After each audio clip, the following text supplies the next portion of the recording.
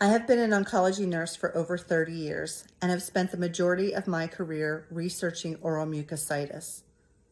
Described by patients as one of the most debilitating side effects of cancer therapy, oral mucositis negatively impacts a patient's quality of life. To this day, we still have no standard of care for the treatment of oral mucositis. In 2017, I had the pleasure of meeting a patient who was diagnosed with head and neck cancer.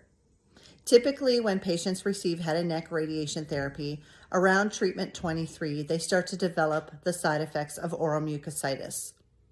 This patient had made it all the way to treatment 30 and still had absolutely no signs or symptoms of OM developing.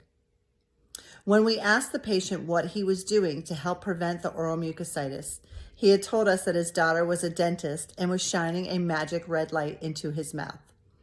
This made the doctor and I incredibly curious, and we began to do research into what this could possibly be.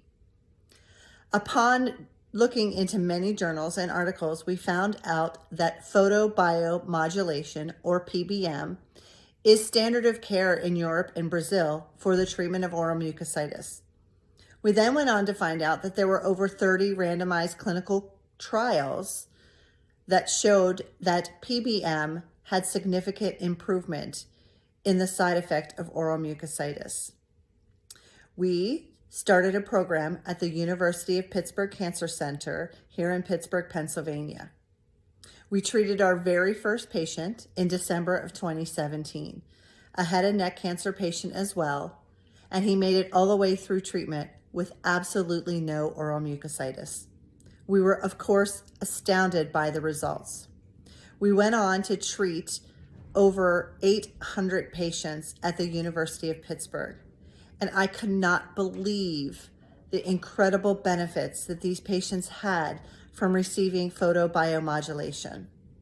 I need to share with you one of my favorite stories ever. When we had started the program, we had a lot of skepticism within our hospital about how well PBM really worked. I got a call one day from the bone marrow transplant unit. There was a patient up there. She actually was a nurse for over 25 years, and she was the head of quality and safety control for the University of Pittsburgh. She had acute myelogenous leukemia and had developed horrendous oral mucositis. She had lost over 40 pounds. She was put on narcotics, which led to her waking up in the middle of the night and having a fall. And she had horrible quality of life and was starting to get depressed. They asked if I would be willing to come up and treat her with the photobiomodulation in order to improve her oral mucositis. I started her treatment on a Tuesday, and by the following Monday, she was eating her favorite pizza and was forever grateful of the treatment of photobiomodulation.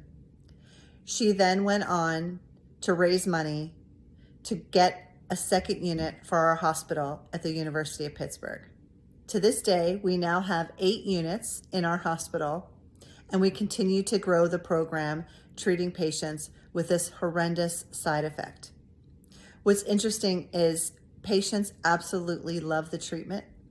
They feel better rather quickly, and we have found that oral mucositis lessens with the treatment of photobiomodulation.